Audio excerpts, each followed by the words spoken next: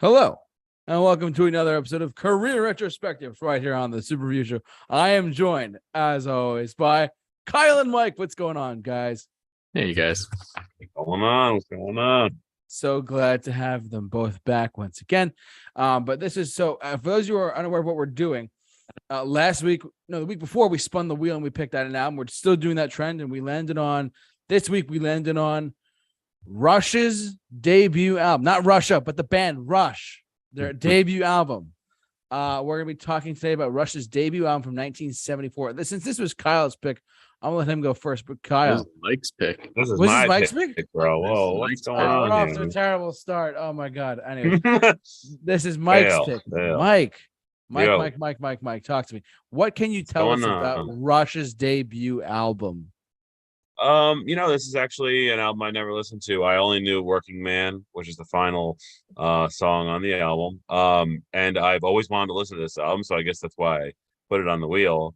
I just know Rush's greatest hits. I've always had a huge respect for this band, and just kind of synonymous with like classic rock and just kind of virtuoso playing with the drummer being one of the greatest of all time. And then just it's just a band that I've always kind of wanted to become more familiar with, like full albums. And I think that's a nice thing in this channel, is like actually getting that kind of under my belt versus being a greatest hits kind of guy and then an album guy of the more underground heavy metal stuff, which I'm more accustomed to listening to full albums of.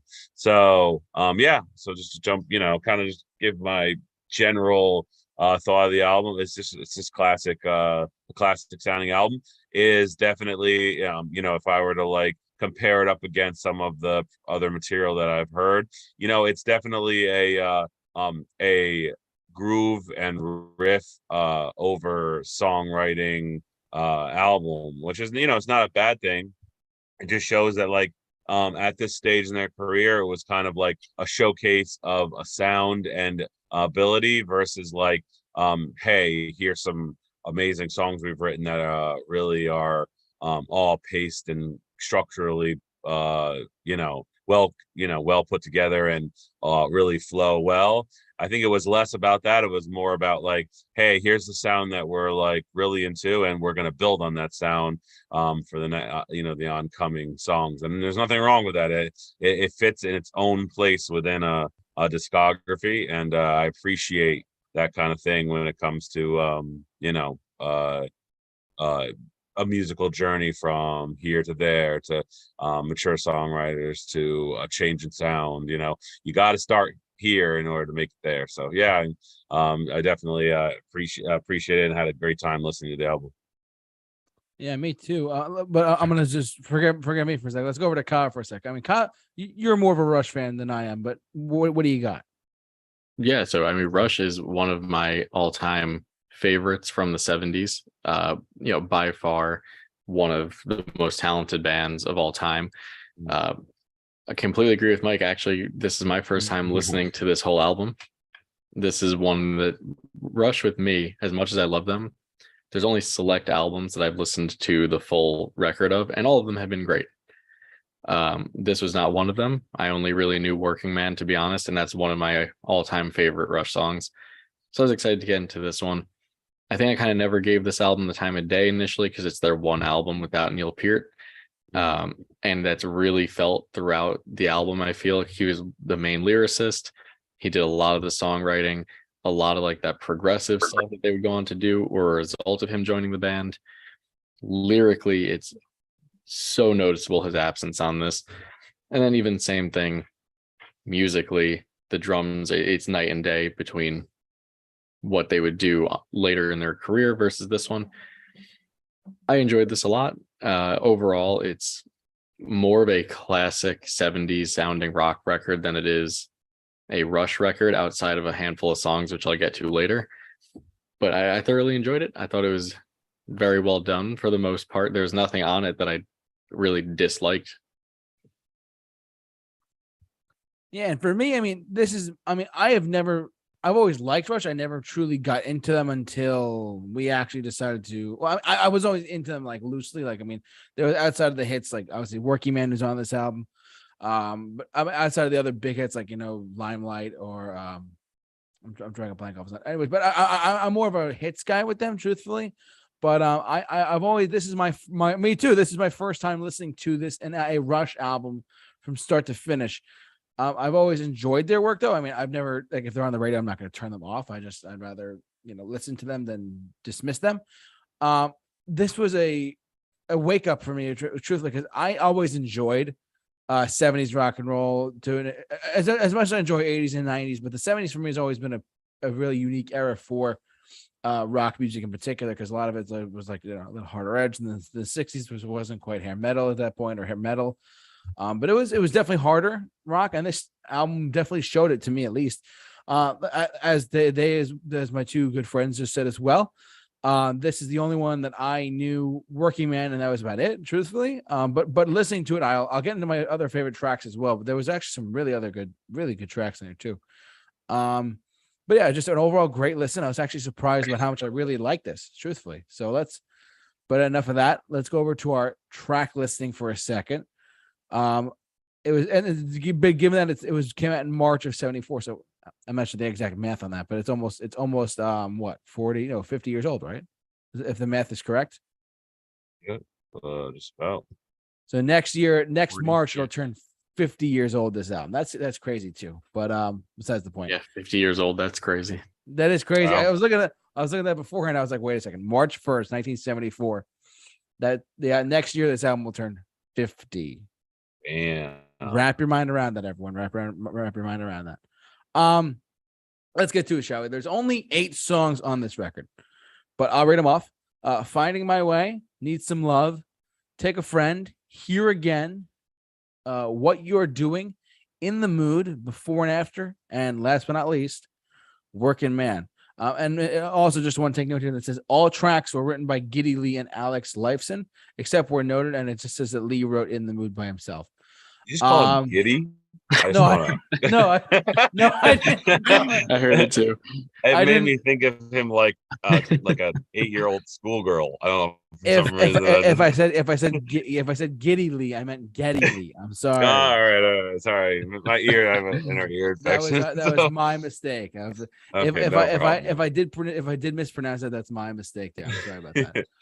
Yep. He's not Geddy Lee. He's not like that. Believe me. He is more of he's more Geddy Lee with an E instead of an I, not Giddy. But yeah, let's break down some tracks, shall we? Mike, why don't you go first, since this was your pick? Let me just see if you can pull this up for you for a sec. Mike, What are your standout tracks on this first listen through of Rush's debut?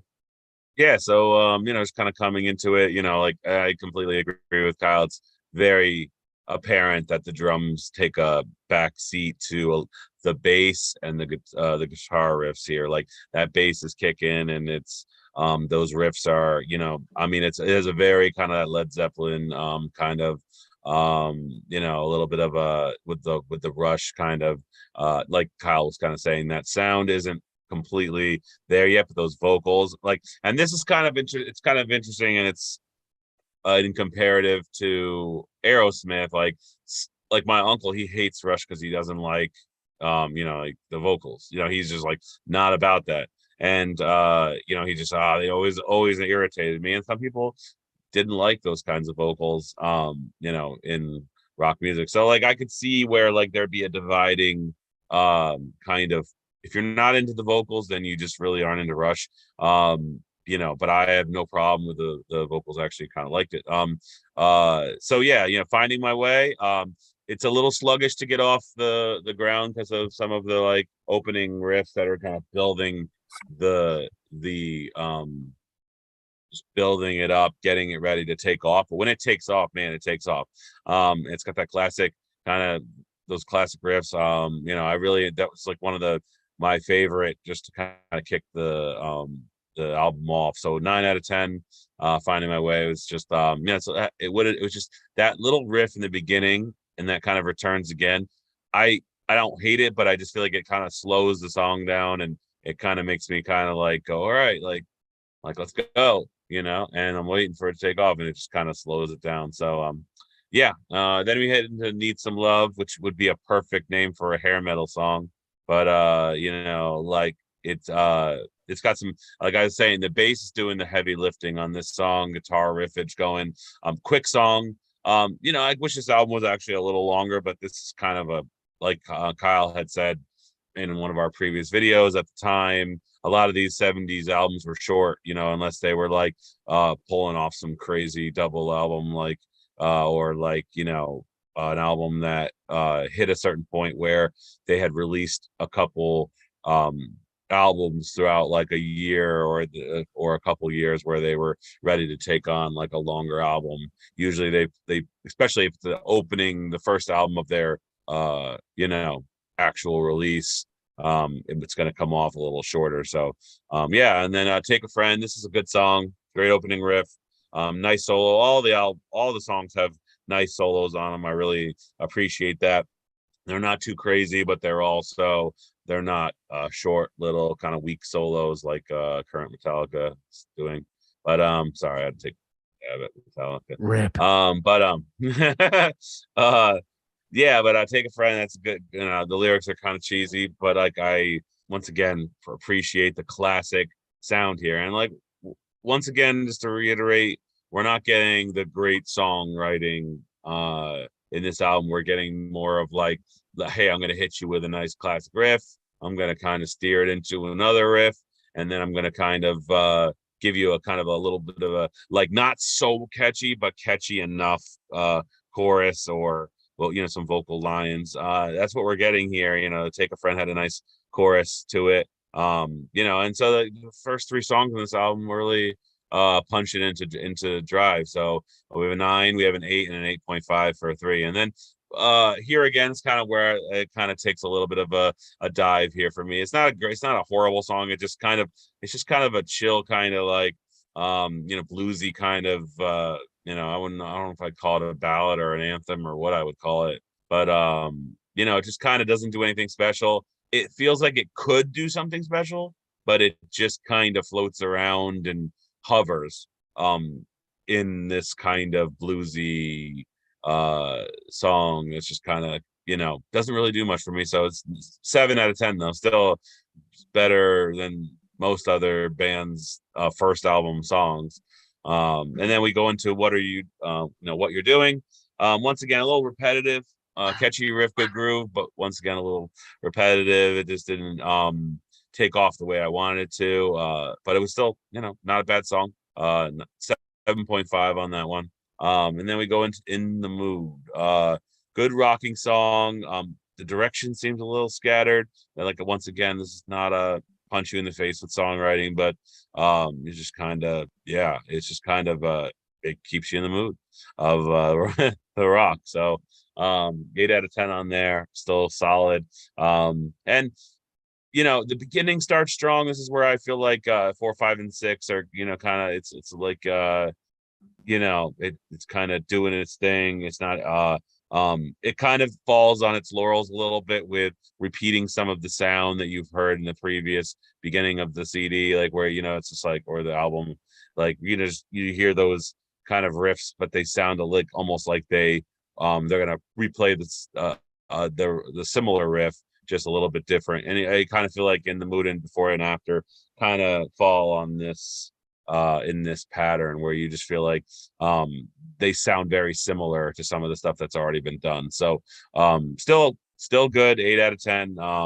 Solid, just not going out there and grabbing for the stars. And then Working Man is just a 10 out of 10.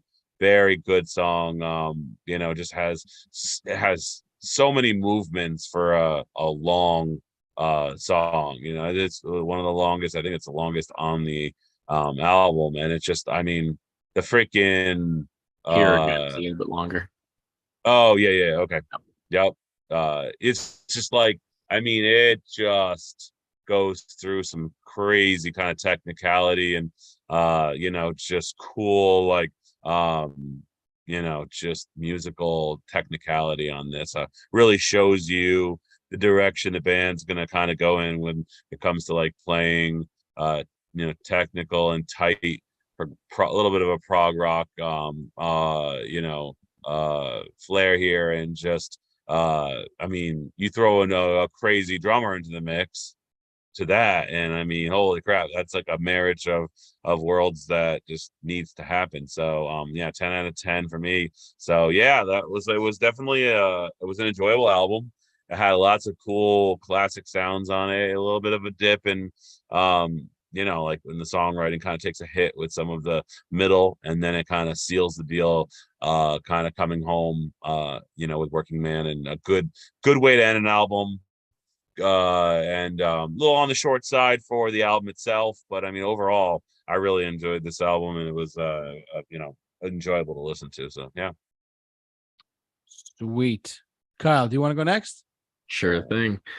So somehow, as always, me and Mike are in complete agreement, but in opposite feelings on most of the songs here. I don't know how this happens, because all the commentary is just so in line and perfect with my thoughts until you get into the specific songs. I actually felt like this album got better the later it went, for the most part. Some exceptions I'll get to. But for me, Rush, I've always been a fan of, and this could be why I've always been a fan. My favorite era of Rush was kind of that 80s era where they really brought in like the synths and the keyboards. I've always loved that, Limelight, the whole Moving Pictures album. And then you got like Subdivisions and all that. I love that era of the band. I love the 70s stuff too. There's really has not been a single era of Rush that I did not enjoy. They've been a huge part of my childhood. They were the first band I ever saw in concerts. My first concert was their 30th anniversary tour, and I've seen them multiple times after that. So getting into this album was very interesting for me, because right at the first song, I started to get worried. Not gonna lie. So Finding My Way, it has a really cool guitar riff. I really like the guitar riff. The song itself, though, sounds like a Led Zeppelin ripoff. Very much of the time. I understand why. Actually, my biggest critique of a lot of the album, and probably my only critique, other than tiny nitpicks, is I just call this Canadian Led Zeppelin. That's pretty much what it is for a lot of the tracks. I feel like a lot of the tracks, instead of Rush really finding their own sound, kind of just fell along that, well, here's what's going on right now. This is that moment in time sound. And it's not bad. The guitar riffs are still really cool. They're very well done. Like Mike said, the bass is absolutely on point throughout the whole thing. But yeah, and then the ooh yeahs on this song kill me. And this is coming from someone, I love Geddy Lee's vocals. He's an excellent vocalist. This song's a 5 out of 10 for me, though. I will say that's my lowest on the album. Need Some Love. It's okay. I give this one a 6 out of 10. The chorus isn't good. The verses, I think, are actually better on this than the chorus. It still has that Zeppelin kind of feel to it. I think this might even be the shortest Rush song that I can think of. But I like that it has like this cool, more raw, like almost at times like punky vibe that you don't really get with Rush moving forward from here. So it's a cool thing to hear. Take a Friend. This one has this weird fade-in intro that sounds really discombobulated until it gets, once it gets moving, it's fine. Yeah. But those lyrics, the lyrics of this one actually take it down for me quite a bit. The chorus lyrics of take yourself a friend, keep them till the end, whether woman or man, it makes you feel so good, are terrible. Absolutely terrible. Now, that's great. I see why Neil came in and took on a lot of the lyricism, and for very good reason. But damn, the guitar solos in this one are great. Again, Shining Star of it has a really catchy groove on the guitars. 7 out of 10. Here again, I actually really liked this one. This one was a straight 9 out of 10 for me. That makes sense, Kyle. Every time Kyle loves something, like, which always makes me nervous when we listen to our hey, we're gonna pick 4 songs that we love. Like, I'm always like, oh, Kyle's gonna hate this. If I love it, Kyle hates it. And then I'm wrong sometimes, but generally I have a good feeling about it, Yeah, that's funny. Generally, you're pretty on point. But this, it's interesting with this one because it has this bluesy side of Rush that, again, kind of like on Needs Some Love, where they do that kind of like raw punk vibe. That bluesy side, you don't really see that much going forward either from the band, which I think is really cool to see. The lyrics are more in line with kind of what you would expect from Rush. This is the first song on the album to me that really had that classic Rush sound that you would expect from them. So because of that, and the vocals on this one are some of the best on the record outside of maybe like Working Man. The vocals kill it here. 9 out of 10. What You're Doing, same thing, 9 out of 10. This one I really like. That's like this cool attitude driven song. You know, I'm a sucker for that. It's really interesting because it has that Aerosmith kind of attitude to it, but at the same time the guitar riff in a lot of parts is a very like Sabbathy guitar riff. It's a cool like meeting of the worlds there. 9 out of 10. In the Mood, me and Mike actually agree completely on this one. 8 out of 10. It's just a cool classic 70s sound, done well. It's lyrically pretty shallow, but you know, it's there. It's a good song to keep the album going. 8 out of 10. Before and After, Mike, I don't really remember what you mentioned about this one, where you fell on this one. I'm a 5.5 on this one. Woo! Yeah, just the first half of it kills me. I hated the first half being like this slow instrumental that's just super boring. And it just takes off 2.5 minutes. But then once it gets going, it kicks ass. But it's getting to that point that is so dreadful that if I hear it again, I'm just gonna fast forward through that nonsense. Yeah. And I think that's the song. Fantastic. That's one of the songs that I started to kind of hear the similarities of, like, just kind of recycling a riff. Like, if the last time I was like, the next song I'm like, like, it decided, like, I could hear it and I'm like, all right, like, I like, and Kyle just put it so perfectly that this album is such a finding ourselves album. Like, hey, this is what's going on at the time, and here's the parts of us that are unique, and we're going to flash them throughout this album.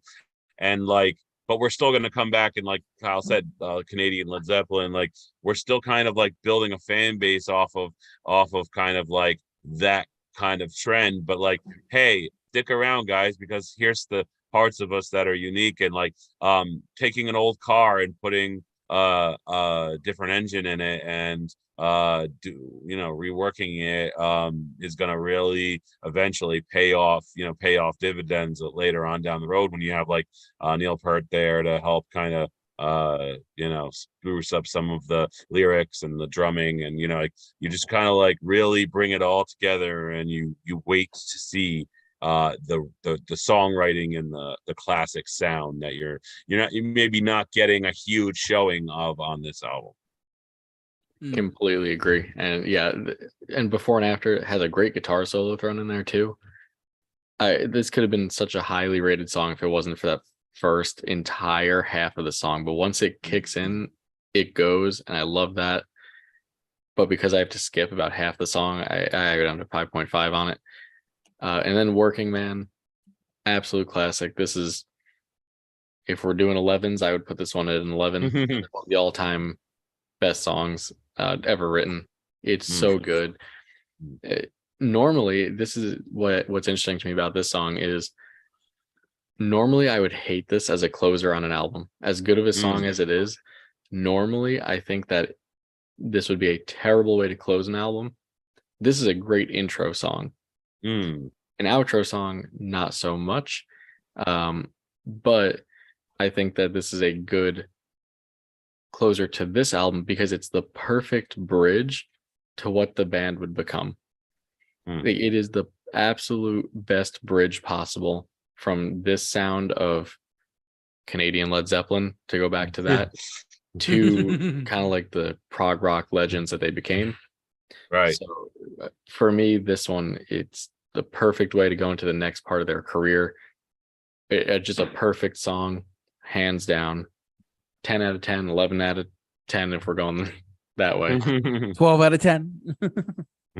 20 out Going of 10. super- If you want to go Super high. crazy.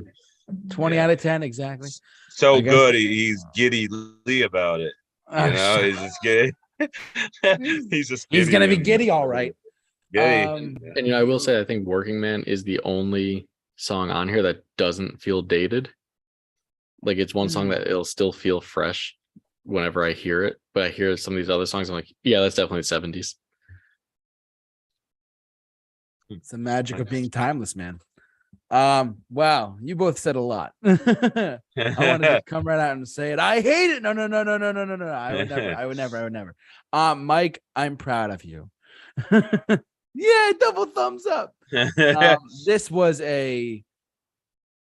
finding a lost treasure for me, at least. And now I would go back to this more and more as time goes on, because I for those of you who have listened to me and watched me for any period of time, I live in the 70s practically. It's ridiculous.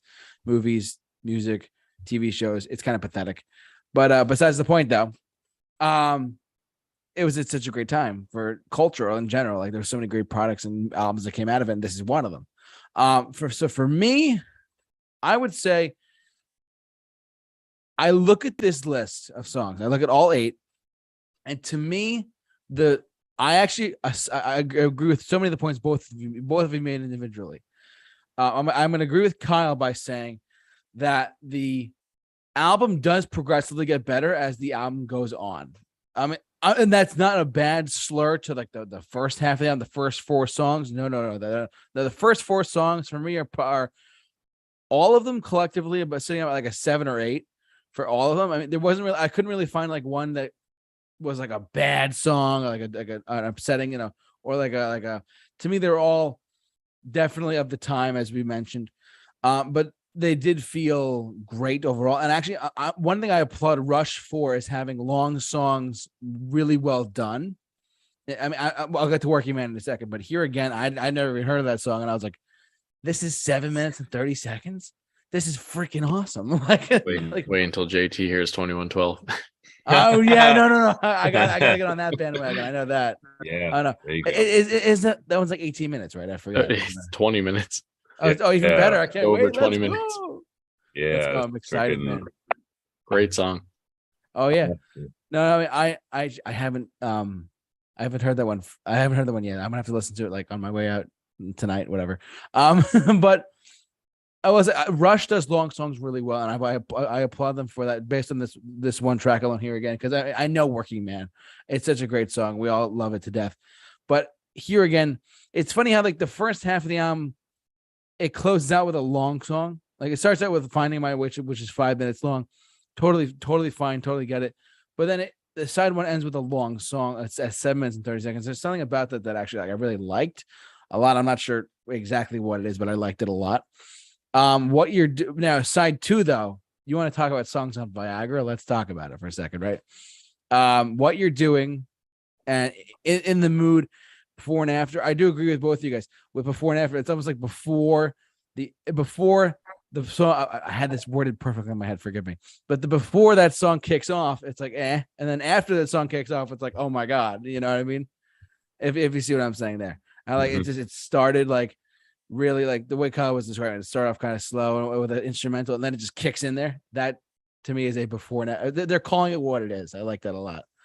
And Working Man, how could you not love Working Man as a piece of art in general? As it's so iconic, that riff. In fact, it's so iconic. You want to know something? In today's standards, I'm a huge baseball fan, but I went to a Met game last year twice, and Pete Alonso, their current first baseman, came up to bat, and his walk-on music was Working Man. So he was his. It's still iconic to this day. I remember watching like when they did the Subway Series and whatnot. I was like, oh, they're playing the Yankees, whatever. And sure enough, the sports commentator was like, oh, this guy's got a Rush song on. That's to me shows that song will carry on through time. And that's how awesome it is. It's just an awesome Working Man is an awesome, timeless 12 out of 10, fantastic, incredible song. I'm losing track at this point of what to say. I mean, like so good. Kyle's turning into a head. Exactly. So Kyle, it's so those good. are He's watching it. it's a floating head. He's floating under the S and H of the Rush. But yeah, like this should come as no surprise. Working Man is like the standout track on this album. It's incredible. It's great. It still holds up after what, almost 50 years now. It's 49 years old, so hard to believe. But yeah, overall stone cold classic. But my standout tracks, I forgot to mention them. Oh my god, standout tracks for me are it's weird how like this is just how weird this happens. It was Finding My Way, Here Again, What You're Doing, and Working Man are my standout tracks, which is ironic because it's the first and last song on each side of the vinyl, if you know what I mean. It's kind of weird how that worked out for me. I don't know why. That's no diss to the other tracks in the middle either. I just love it. It's awesome. Mike, you've done yourself. It's too bad there's not a song on here called Rush, because it would be your favorite song. Oh my God, stop it. Stop it. The title track, Guilt Pleasure Trip, is coming on to me now. Yeah, it's too bad. It's too bad. Like, we were that close. We were that close. Like, if Working Man was the album, was the name of the album, then that for sure, of course. But no, if there was a song like "We're the Band Rush," how about that? I don't know, whatever, you know what I mean. That was really bad. Don't ever do that again. But like Stone Cold classic album. That's gonna do it for my track listing. Any concluding thoughts for the track listing before we go to our rating? Oh, ready to rock and roll. Let's roll. Let's rush and roll, shall we? With Geddy Lee. Mike, this is. Do you want me to go first, or should I set up a little bit? Yeah, go ahead. Yeah, Jason. go. Yeah, you go first. Yeah. I'll give you my rating. So, all right. Given everything I just said, and I'm trying not to repeat what they said because they really just hit the nail on the head. Stone Cold classic, incredible record. Definitely you could hear the Led Zeppelin in it, as we said, but at the same time, it's still you could see where they were going to go with some songs like Working Man and whatnot. But this is a Stone Cold classic record. I mean, I listening to it for the first time ever to do this stream was awesome. I love it. Actually, I'm gonna go a solid 9 out of 10. I don't know if I go that high for normal a lot of stuff, but this is Mike, I'm proud of you. You got me good. 9 out of 10. Woo! Nice. Kyle is drawing something on the screen. Ow. Wow. Besides the point, though. But yeah, for me, this is a 9 out of 10. I was overtaken by how much I enjoyed this. 9 out of 10. Mike. Yeah, so kind of echoing what Kyle was saying about it's a sound and a search of themselves over a actual like mature kind of evolution of the band. So for that, I was gonna say 8.5, but I took a half point off just because of that kind of, it's got the classic sound. It's got some great riffs in it. It's the vocals lyrically need help and the drums need help. So just because of that, I put this in that okay, so it's in a weird place where it's their first album.